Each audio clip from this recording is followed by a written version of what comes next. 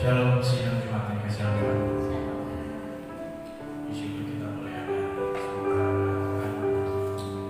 Kita mendatangkan hati, kita siapkan hati, pikiran kita siapkan hati kita sebagai seorang hamba yang mendengar ini tidak seperti seorang hamba. Yesus, Yesus, Yesus, Yesus.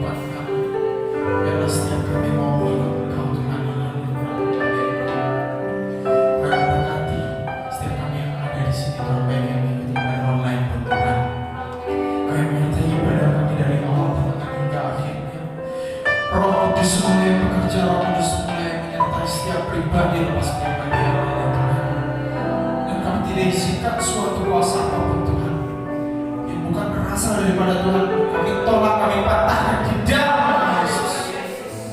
Roh Allah, Roh Tuhan yang menyertai setiap kami, kami serahkan semua ke dalam tangan-Mu Tuhan. Hanya di dalam nama Tuhan Yesus Kristus. Haleluya, haleluya, amin. Shalom semuanya.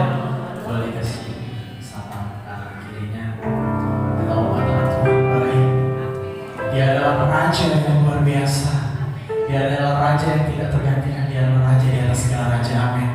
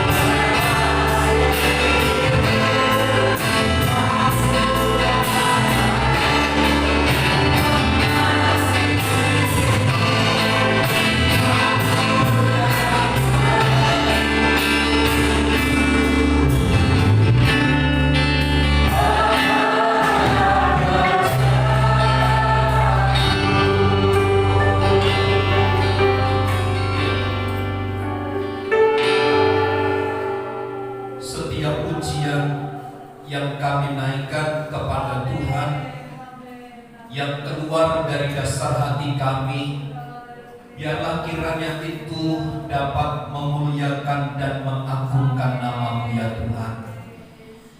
Pagi hari ini teruslah bekerja bagi kami, sebab kami merindukan lawatan dan jamahan kuasa Allah, termasuk ketika firman Allah disampaikan kepada kami. Kiranya Allah menaungi dan memberkati kami. Taruhlah segala hikmat yang datang dari sorga kepada kami, serta menerapkan setiap kebenaran firman Allah itu di dalam hidup kami. Setiap siasat tipu daya iblis kami patahkan dalam nama Yesus. Tuhan dimuliakan di dalam dan di seluruh hidup kami. Kami siap untuk diberkati oleh firman-Mu. Di dalam dan demi nama Yesus kami berdoa. Amin.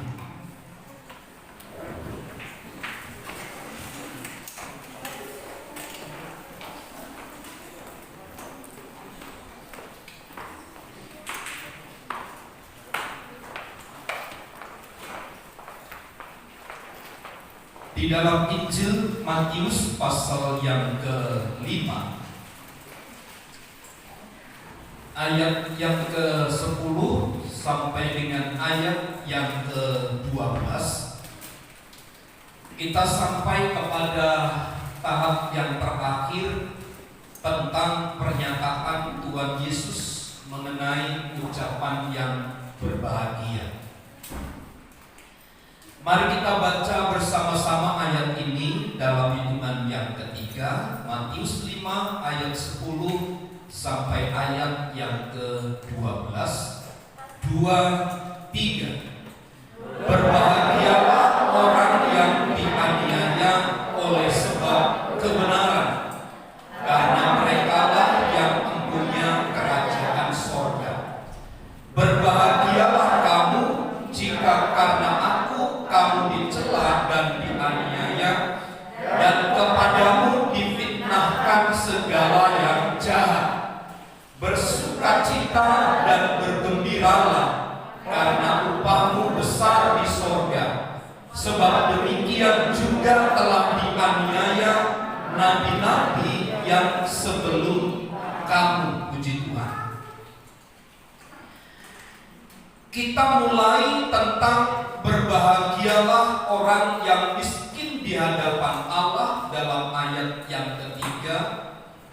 Kemudian kita mengakhiri dengan berbahagialah orang yang dianiaya sebab kebenaran.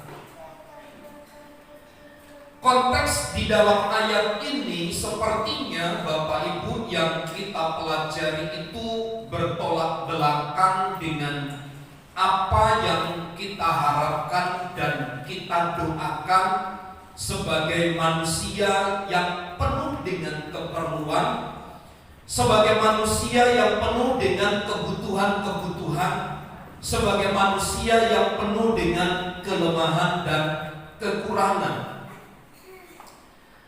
Sebab Alkitab berkata, berbahagialah orang yang dianiaya.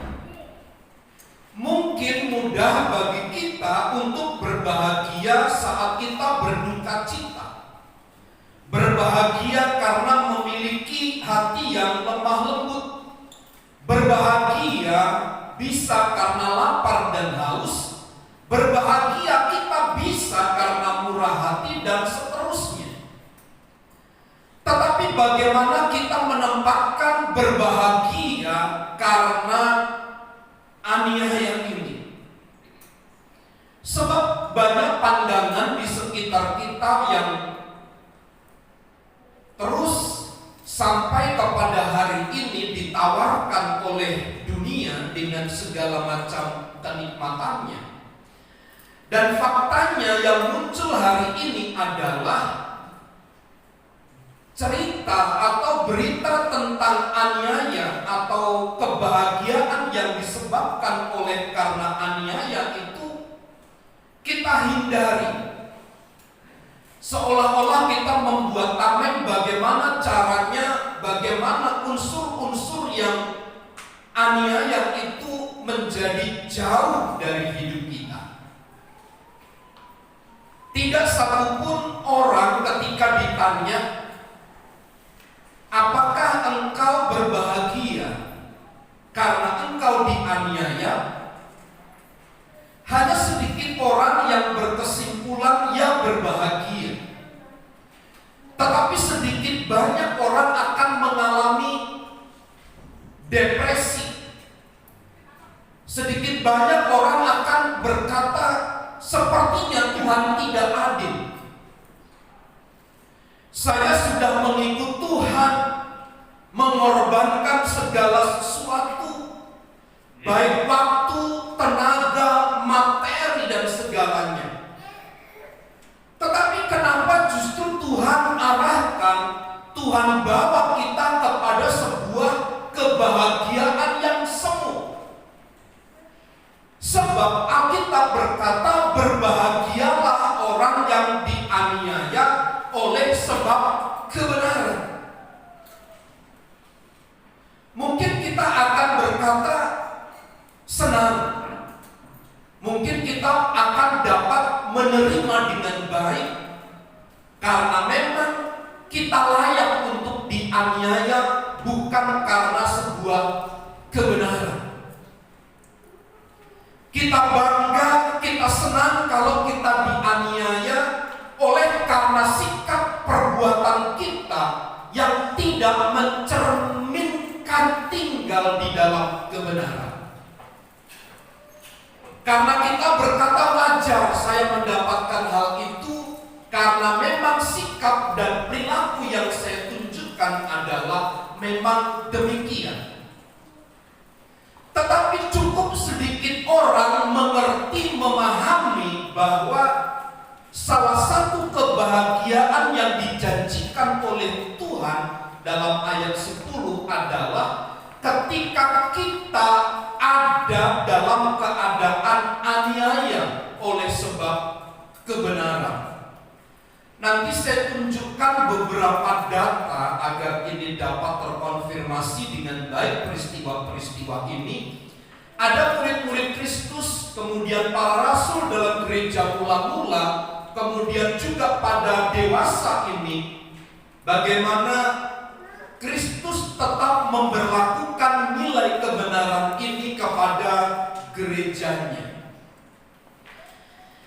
Carlton, seorang teolog, menyatakan, dia lengkapi pernyataan dalam Matius pasal 5 ayat yang 10 ini, diberkatilah oleh Allah orang yang dianiaya, orang yang disiksa, orang yang disakiti oleh orang lain, karena kita taat, karena kita melakukan kehendak dari Allah. Adalah merupakan sebuah kebahagiaan ketika kita ada di dalam keadaan aniaya, tetapi aniaya itu oleh karena nama Kristus. Hari ini Bapak Ibu Saudara, tidak jarang kita mendengar peristiwa-peristiwa ini. Bagaimana orang-orang dianiaya karena Kristus?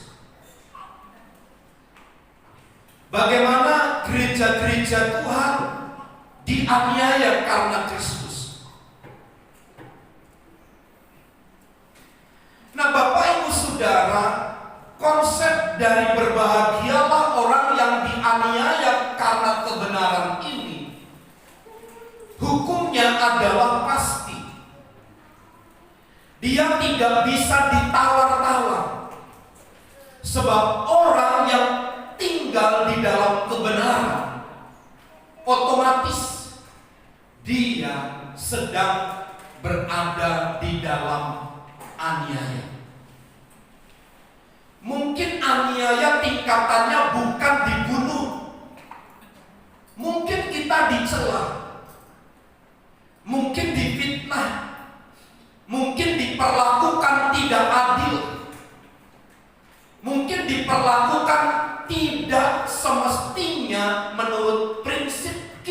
sebagai orang percaya karena kita tinggal di dalam sebuah kebenaran.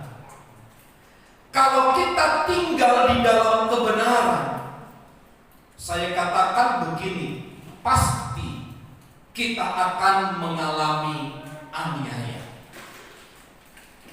Dalam skup yang terkecil mengalami aniaya itu adalah kita disingkirkan. Kita dipandang rendah. Kita dipandang tidak berharga. Kita dipandang sebelah mata oleh orang-orang yang tidak mengenal Kristus.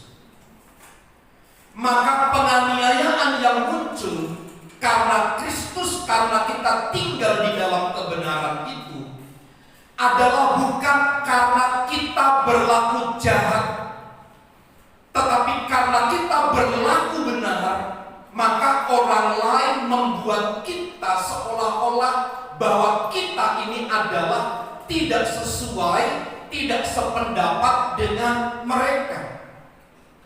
Menurut saya penderitaan dan atau aniaya di dalam ayat ini merupakan sebuah penganiayaan yang sangat bernilai, atau nilainya itu sangat tinggi ketimbang kebahagiaan yang kita dapat dari dunia.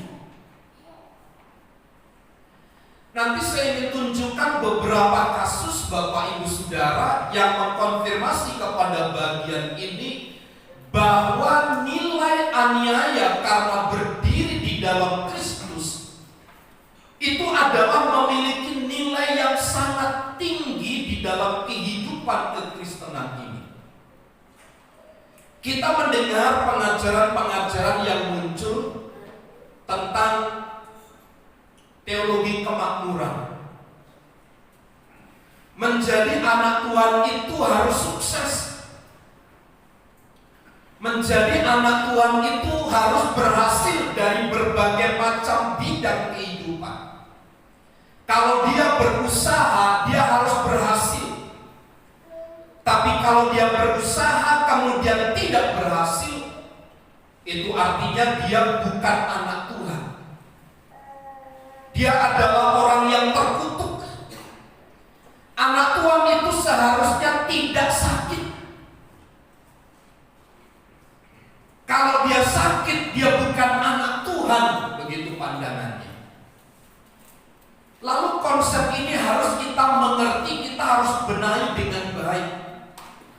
Tuhan memakai cara-cara yang tidak baik menurut pemandangan sebagian orang itu adalah dalam rangka untuk menunjukkan kemuliaan dan berkatnya kepada gereja Tuhan. Seolah-olah begini, kalau bicara tentang aniaya, itu bukan zamannya. Ini bukan periodenya. Ini adalah saat di mana kita menuai dan segala macamnya. Tidak ada penuaian tanpa ada sebuah proses yang mendahului. Kalaupun ada demikian, itu artinya perampok. Itu artinya adalah pencuri, mengambil yang bukan menjadi hak miliknya.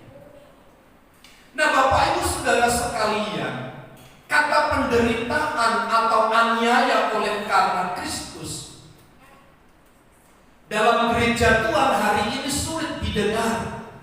Apalagi gereja-gereja bintang 7, gereja bintang 5.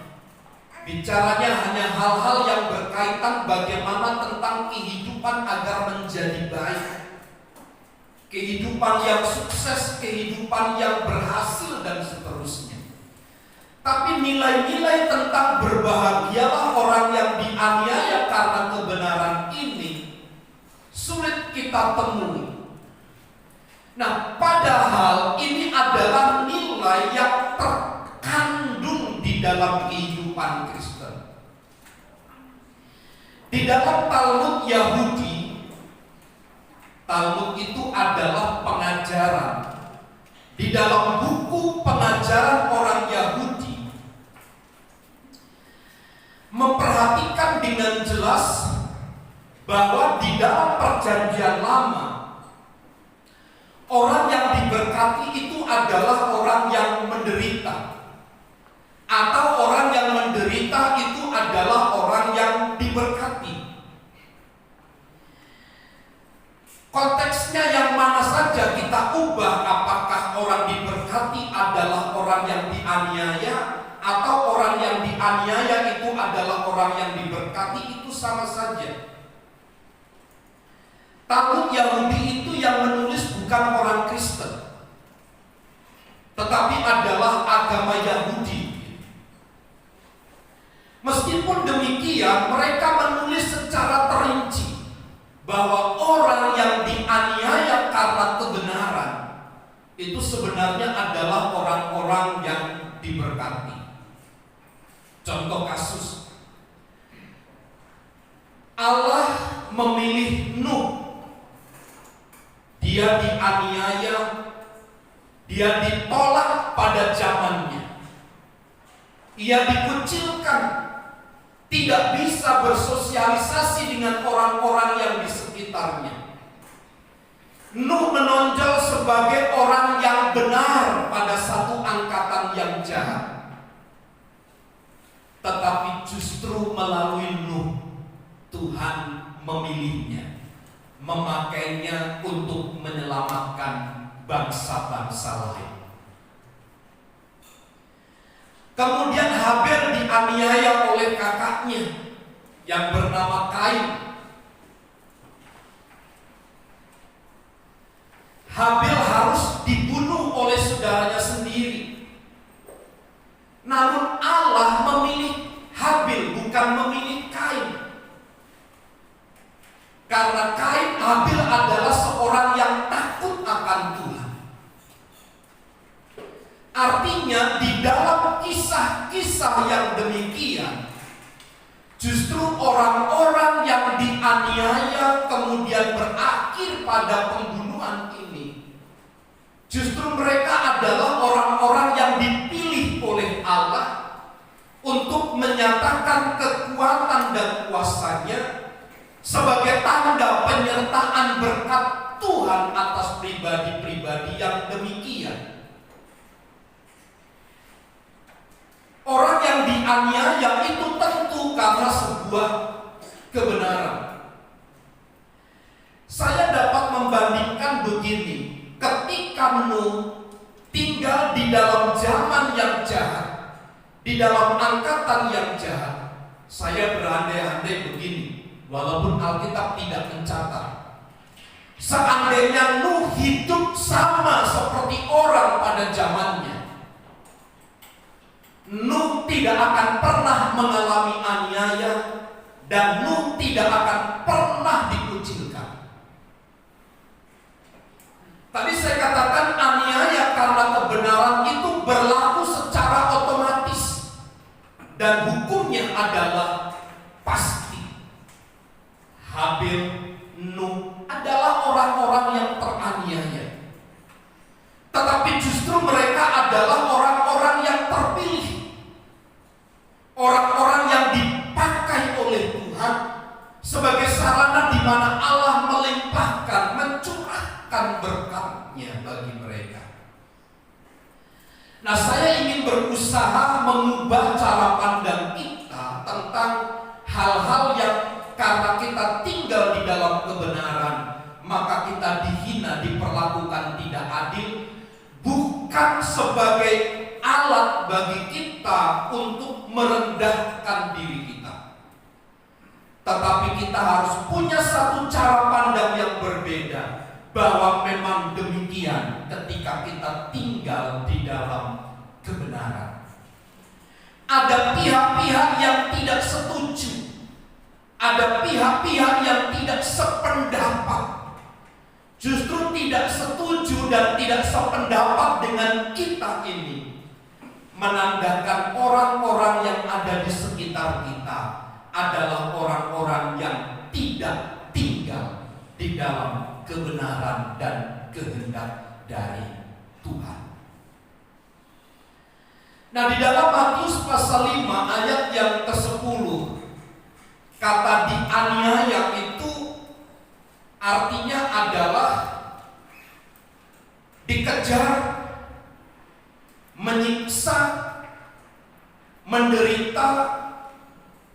penyiksaan, hambatan, adanya tekanan, diperas sedemikian rupa. Itu semua adalah muncul dari pihak-pihak orang yang tidak tinggal di dalam kebenaran. Kalau kita dianiaya karena Kristus, bukan karena kita melakukan kejahatan, seharusnya kita mulai berpikir begini, bahwa ini adalah kehendak dari Allah untuk mengkonfirmasi bahwa kita memiliki nilai, kita memiliki perilaku yang berbeda dengan orang yang tidak mengenal Tuhan. Kebenaran ini Bapak Ibu Saudara harus termaterai di dalam hidup kita. Meskipun diperlakukan tidak adil, dianiaya, kita harus menderita, kita harus mengalami hambatan-hambatan, kita harus mengalami tekanan, kita harus diperas sedemikian rupa. Tetapi kalau itu karena kita tinggal di dalam kebenaran, maka kita harus berbahagia. Dianiaya dalam ayat 10 itu artinya menunjukkan bahwa kita telah tinggal di dalam kebenaran. Kalau sebagai anak Tuhan kita tidak mendapatkan benturan dari pihak lain, benturan dari pihak lain itu bukan karena kita memiliki hidup eksklusif begitu, memiliki hidup seorang diri, tapi nilai perilaku hidup kita karena kebenaran. Pasti kita akan mendapatkan pertentangan-pertentangan yang disebut sebagai aniaya dalam ayat yang ke-10 itu. Sebab aniaya dalam ayat ini adalah hukumnya pasti. Hukumnya pasti, tidak bisa ditolak. Sebab ketika kita tinggal di dalam kebenaran, yang membedakan itu adalah orang-orang yang tidak tinggal di dalam kebenaran. Dan orang-orang yang tidak tinggal di dalam kebenaran itulah yang berusaha mengkonfirmasi kebenaran-kebenaran di dalam hidup kita ini. Dengan cara apa? Dianiaya. Kita dihambat, kita ditekan, kita diperas, dan seterusnya. Nah, kata tinggal di dalam kebenaran atau dalam ayat itu oleh sebab kebenaran. Kata kebenaran itu sendiri berarti keadilan. Apa yang dituntut oleh Allah itu kita lakukan di dalam hidup kita. Atau kebenaran berdasarkan anugerah yang datang dari Allah sendiri. Jadi kebenaran bukan karena nilai-nilai yang kita adopsi, yang kita peroleh dari dunia, tetapi kebenaran oleh karena Kristus. Maka kalau aniaya yang seperti ini, kata Alkitab, kita harus berbahagia. Verkwil, seorang teolog, berkata begini, Tuhan Yesus tidak meramalkan suatu masa depan yang menyenangkan bagi para murid-muridnya.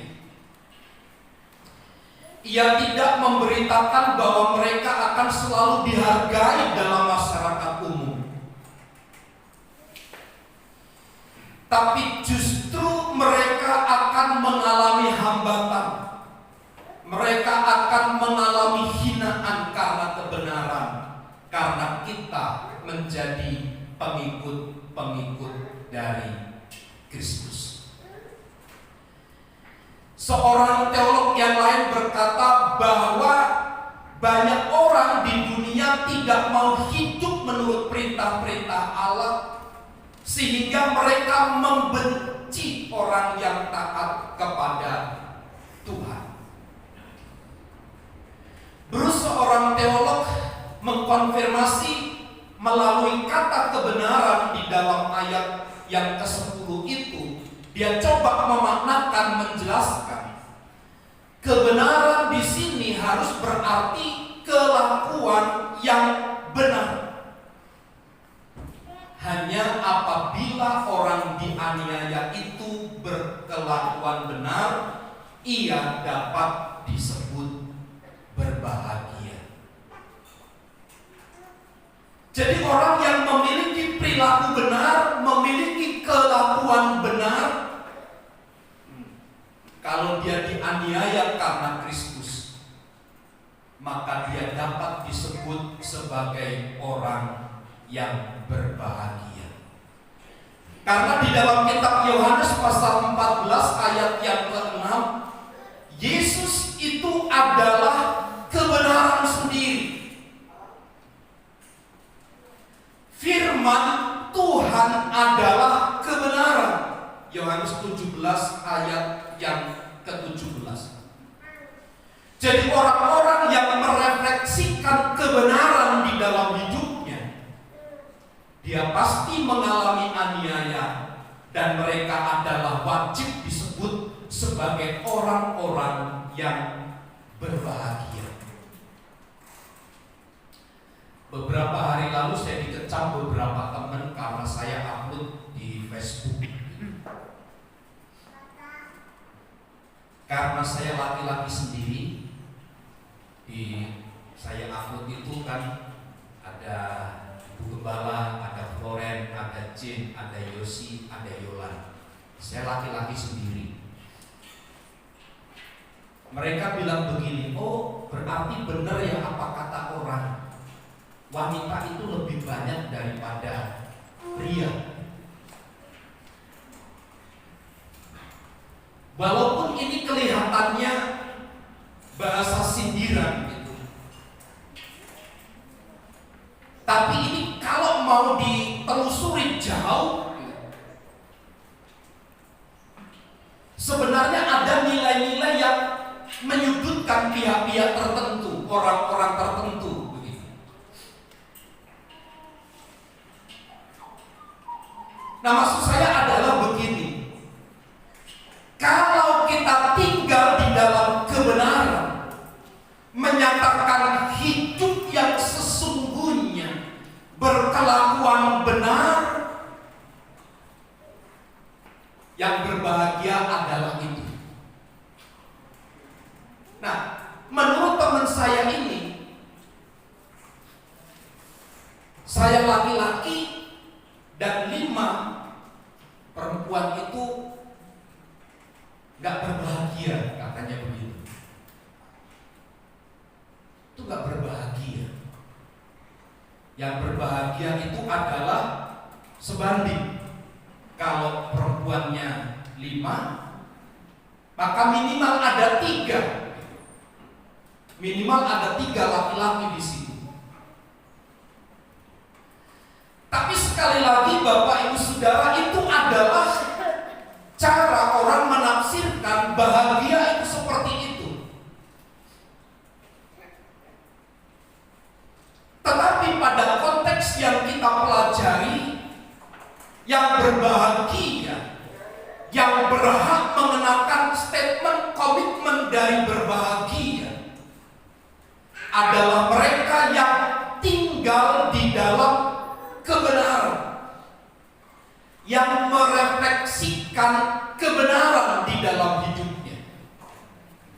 Sebab yang menjadi pembukti seseorang tinggal di dalam kebenaran itu adalah aniaya. Kalau dia ditekan, diperlakukan tidak adil,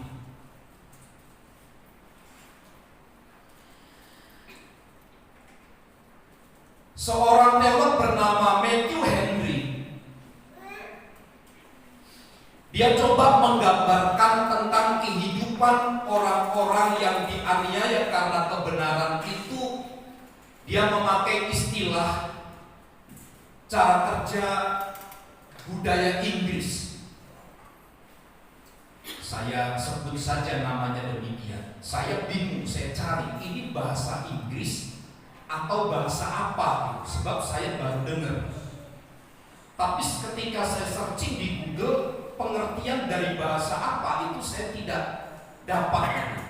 Tetapi ada budaya orang Inggris lakukan itu. Tulisannya begini, caput gerat lupinum. Caput gerat lupinum.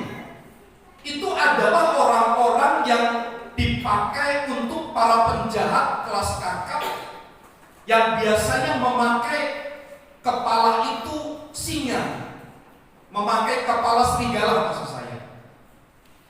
Disebut sebagai seorang buronan dan dia tanpa ada hukum yang tetap bisa dibunuh begini. Tanpa ada hukum yang telah ditetapkan, orang-orang yang demikian itu bisa saja dibunuh oleh siapapun. Siapapun yang menemukannya boleh dibantai. Prinsip orang yang demikian. Nah, Matthew Henry menafsirkan orang-orang yang percaya kepada Kristus, yang tinggal di dalam kebenaran, yang dianiaya oleh karena kebenaran itu diumpamakan seperti caput gerat lupinum. Seperti seorang yang ketika dia melintasi wilayah atau daerah tertentu bisa saja langsung dibantai. Halal hukumnya untuk dibunuh gitu. Diperlakukan seperti seorang buronan. Konsep seperti ini pernah dipakai oleh seorang bernama Saulus di dalam Kisah Rasul pasal 9 ayat 1 sampai ayat yang kedua, di mana Saulus itu memegang surat resmi untuk menganiaya anak-anak Tuhan. Jadi anak-anak Tuhan di hadapan Saulus sebelum dia bertobat itu adalah seperti caput gerat lupinum, seperti seorang-orang buronan yang memakai kepala serigala. Dia adalah seorang yang wajib dibunuh hukumnya. Saya ingin katakan begini kepada kita pagi hari ini, Bapak Ibu Saudara. Jangan kita menjadi takut, jangan kita menjadi gentar lalu kita kecewa dan menolak Tuhan karena hal-hal demikian. Karena justru aniaya, pertentangan, penyiksaan, hambatan, tekanan, diperas itu adalah sebagai pembukti bahwa kita tinggal di dalam kebenaran. Tidak ada pembukti yang lebih sahih, tidak ada pembukti yang lebih sah, tidak ada pembukti yang kredibel selain orang-orang percaya itu mengalami sebuah aniaya. Contoh kasus banyak di dalam kitab Kisah Para Rasul. Mulai pasal 5, di mana para rasul itu dimasukkan ke penjara oleh sebab mereka memberitakan Yesus Kristus itu adalah Tuhan. Puncaknya peristiwa itu adalah di dalam pasal 8 ayat 1 sampai 3, di mana Stefanus, orang yang penuh hikmat, orang yang penuh Roh Kudus itu harus mati dirajam memakai batu dan mati sebagai sakit bagi Kristus. Bukan karena Stefanus melakukan perbuatan tercela, karena Stefanus adalah seorang yang benar, seorang yang penuh dengan Roh. Dia dianiaya sampai akhirnya dia mati, mengalami penderitaan. Dan bagaimana kalau kita mengkonfirmasi orang-orang percaya masa kini? Mungkin tingkat aniaya itu berbeda, tingkat tekanannya berbeda, tetapi paling tidak tekanan-tekanan itu menjadi petunjuk yang jelas bagi kita bahwa kita adalah tinggal di dalam kebenaran. Kita tinggal di dalam realitas kerajaan Allah.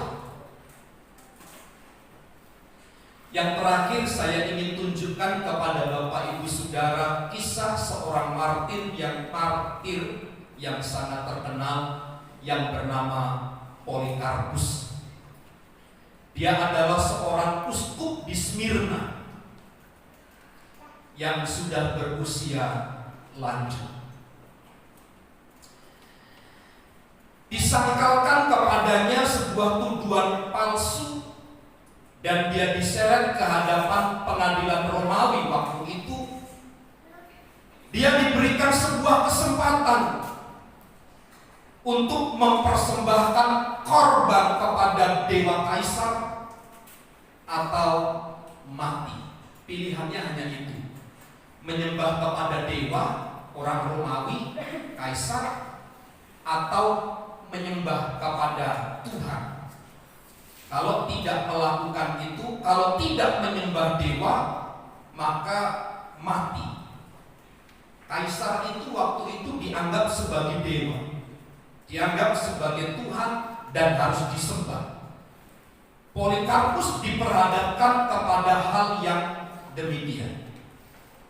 Polikarpus menjawab begini, selama 86 tahun aku telah melayani Kristus, dan Kristus tidak pernah berbuat sesuatu menyakitkan aku. Bagaimana sekarang aku dapat menghujat rajaku yang telah menyelamatkan diriku itu? Maka berdasarkan jawaban Polikarpus itu terhadap tentara Roma, maka Polikarpus ditusuk kemudian dipancung di sebuah tiang. Pada ajal mendekatnya dia berkata, "Oh Tuhan Allah yang Maha Kuasa, Bapa dari anakmu yang engkau kasihi dan engkau berkati, aku berterima kasih kepadamu bahwa engkau telah bermurah hati mengajarkan kepadaku hari-hari dan jam-jam yang sangat berharga itu." Sungguh sebuah doa dan pengharapan yang tragis sepertinya. Tetapi justru dalam doa-doanya itu ada kemuliaan. Saya tidak mengerti Bapak Ibu Saudara bagaimana cara Allah mengizinkan kita untuk dianiaya. Apakah kita diperas, apakah kita ditekan, apakah kita dihambat melalui cara-cara itu. Tetapi masing-masing kita harus menunjukkan kredibilitas kita sebagai anak Tuhan yang tinggal di dalam sebuah kebenaran. Sebab yang berbahagia dalam ayat 10 adalah mereka yang dianiaya oleh sebab kebenaran, karena merekalah yang empunya kerajaan surga. Berbahagialah dan bergembiralah karena upahmu besar di sorga. Pernyataan-pernyataan ayat-ayat ini menunjukkan bahwa aniaya karena Kristus adalah kehidupan Kristen yang sesungguhnya. Aniaya menjadi pembukti realita bahwa kita tinggal di dalam kebenaran. Kita mau pergi ke ujung dunia sekalipun, kalau kita tinggal di dalam kebenaran, pasti kita akan menghadapi kenyataan-kenyataan yang demikian. Kiranya Tuhan memberikan hikmat dan pengertian serta kekuatan kepada kita untuk kita dapat menyelami dengan baik kebenaran ini, yang olehnya kita semakin bertumbuh di dalam Tuhan. Tuhan Yesus memberkati. Mari pelayan musik saya undang maju ke depan, kita akan bernyanyi satu pujian.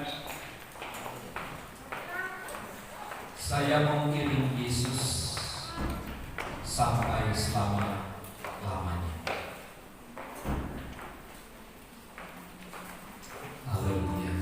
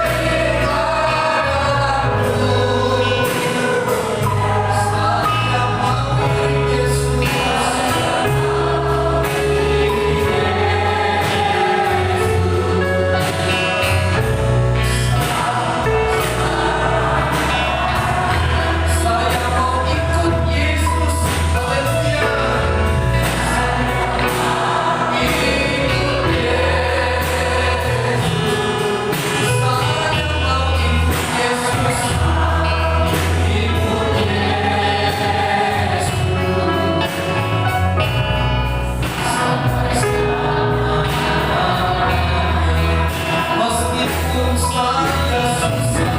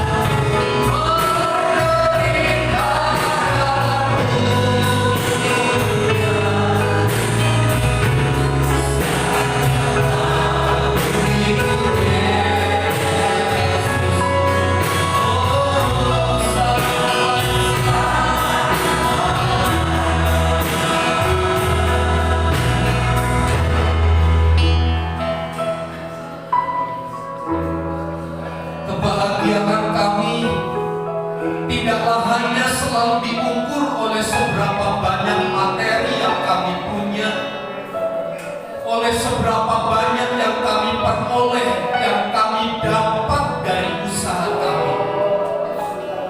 Tetapi kebahagiaan yang kami pelajari di dalam firman Allah adalah ketika kami tinggal di dalam kebenaran dan selalu ada tekanan, selalu ada hambatan, karena kami tinggal di dalam kebenaran firman Allah. Itu sebabnya berikan kekuatan kepada kami untuk kami selalu update diri kami, untuk kami selalu terus membangun kehidupan kami di dalam kebenaran. Karena meskipun kesulitan harus kami alami, tantangan kesulitan karena kami tinggal di dalam kebenaran itu harus kami alami. Tetapi kebahagiaan dari Kristus akan ditambah-tambahkan di dalam hidup kami, sehingga kami menjadi pribadi yang dewasa, pribadi yang selalu bertumbuh di dalam Tuhan.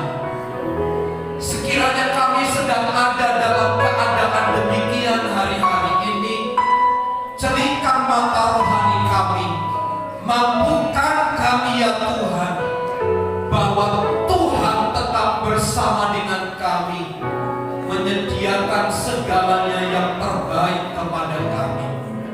Roh Kudus, kuatkan dan hiburkan kami, sehingga kami tetap kokoh di dalam Engkau, meski kami harus mengalami keterbatasan-keterbatasan oleh karena pihak-pihak yang tidak sependapat dengan kami. Kami terima firman-Mu dengan hati bersyukur di dalam dan demi nama Tuhan Yesus. Setiap kita yang percaya dan diberkati bersama katakan amin.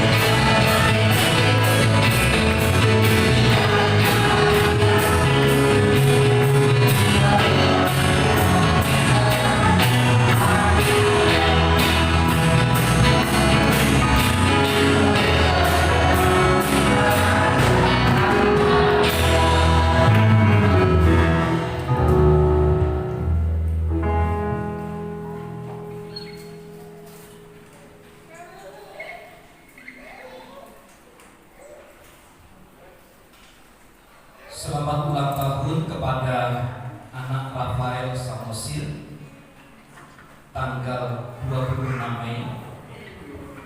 Tuhan memberkati. Betul ya Bu, tanggal 26 ya? Ya. Kemudian Saudari Valen Maria Yumai tanggal 26 Mei. Kemudian Saudari Jessica Melvi Chandra juga tanggal 26 Mei. Tuhan memberkati. Selamat ulang tahun buat Ibu Wicen tanggal 27 Mei. Tuhan memberkati. Kemudian Saudari Francisca Andrini tanggal 30 Mei. Kemudian Bapak Aceh atau Bapak Cahaya tanggal 30 Mei. Tuhan Yesus memberkati. Selamat kepada Saudari Erika Oroh yang telah menyelesaikan tingkat SMA-nya. Tentu akan masuk kepada perguruan tinggi. Kiranya Tuhan memberkati. Hari Minggu tanggal 6 Juni, setelah ibadah perjamuan kudus di tempat ini, keluarga Bapak Simanjuntak mengadakan ibadah ucapan syukur karena keluarga ini memasuki rumah baru. Jadi Bapak Ibu Saudara untuk dapat hadir dalam ibadah ucapan syukur keluarga Bapak Simanjuntak. Rumahnya gampang, ketika Bapak Ibu sudah masuk dari pintu gerbang langsung lurus saja. Nanti dilihat di sana ada rumah Bapak Simanjuntak.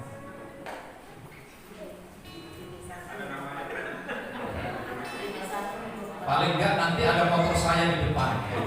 Saya mendahului pasti di sana. Kalau enggak kan kita di sini kan langsung berangkat. DB1 nomor 45. DB1 nomor 45. Berdoa buat anak-anak kita yang akan mengikuti ujian baik SD, SMP, SMA. Kiranya Tuhan memberikan hikmat kepada mereka. Demikian mari bersama-sama kita berdiri, kita akan akhiri ibadah kita di dalam rumah. Kami bersyukur Tuhan, Engkau telah memungkinkan semua rangkaian ibadah ini berjalan dengan baik. Kami tahu Engkau yang akan melaksanakan setiap rencana dan kehendak-Mu yang terbaik kepada kami. Engkau berkati seluruh umat-umat-Mu yang ada di tempat ini maupun mereka mengikuti ibadah di rumah mereka masing-masing. Lawatan, jamahan, berkat Allah yang sama tinggal di dalam seluruh hidup kami. Melalui keluarga, baik sebagai orang tua, sebagai anak, yang berusaha, yang bekerja, yang sedang merencanakan sesuatu, Tuhan pun yang mendahului dan bekerja bagi mereka. Bagi jemaat Tuhan yang lemah, yang sakit, Tuhan pulihkan dengan sempurna dalam nama Yesus. Berdoa bagi saudara dan saudari kami yang Tuhan pertambahkan usia 1 tahun lagi, baik anak kami Rafael, baik saudari Valen, anak Jessica. Kami berdoa bagi Ibu Wicen, saudari Francisca, Bapak Aceh. Hamba mohon kemurahan Allah, berkat dari Allah dilimpahkan, dicurahkan atas hidup mereka, sehingga semakin hari baik kasih, pengenalan dan cinta mereka kepada Tuhan semakin dewasa. Kami berdoa bagi saudari Erika yang telah menyelesaikan tingkat pendidikannya dan akan masuk ke jenjang yang lebih tinggi. Tuhan yang memberkati. Engkau menyediakan segala sesuatunya. Berdoa bagi anak-anak kami yang akan mengikuti ujian akhir Tuhan. Engkau lawat mereka, Engkau jamah mereka, Engkau memberkati mereka. taruhlah hikmat yang datang dari Allah sendiri, sehingga anak-anak kami dapat menyelesaikan pada tingkat-tingkat yang Tuhan telah tetapkan bagi mereka. Kami berdoa bagi anak Bapak Sidabutar, Tuhan. Engkau jamah beri kesehatan, kekuatan yang baru. Tuhan, lawat anak kami ini di dalam nama Yesus. Kami berdoa bagi Ibu Yumai yang sedang kurang sehat. Kami berdoa dari tempat ini, Tuhan jamah lawat dalam nama Yesus. Kami berdoa bagi Bapak Edi, suami dari Ibu Lisda, yang sekarang terbaring di rumah sakit Siloam. Hamba mohonkan kasih karunia dan pertolongan dari Allah. Kami berdoa dari tempat ini, Tuhan jamah sembuhkan dalam nama Yesus. Kuasa-Mu tidak pernah berubah, dulu, sekarang, sampai selama-lamanya. Kuasa itulah yang bekerja atas Bapak Edi, ya Tuhan. Bagi jemaat Tuhan yang lain, pulihkan. Berikan kesehatan yang sempurna kepada Bapak Abeng. Berikan pertolongan yang sempurna juga kepada Bapak Andi Sanjaya dan jemaat-jemaat-Mu, Tuhan, yang tidak kami sebutkan satu persatu, namun tangan Tuhan yang menopang dan memberkati mereka. Berkati bangsa dan negara kami dari pusat sampai daerah, bahkan tempat di mana kami ada. Kasih Tuhan dinyatakan. Di dalam dan demi nama Tuhan Yesus kami berdoa. Mari saudaraku, angkat tanganmu dan terimalah berkat Tuhan. Tuhan memberkati dan melindungi engkau. Tuhan menyinari engkau dengan wajahnya dan memberi engkau kasih karunia. Tuhan menghadapkan wajahnya kepadamu dan memberi engkau damai sejahtera. Kiranya kasih karunia Tuhan Yesus Kristus dan kasih Allah serta persekutuan Roh Kudus menyertai kita sekalian saat ini dan sampai selama-lamanya. Kami terima segala berkat Tuhan di dalam nama Tuhan Yesus Kristus. Kita semua yang percaya dan diberkati bersama katakan amin. Bapak, terima kasih. Bye.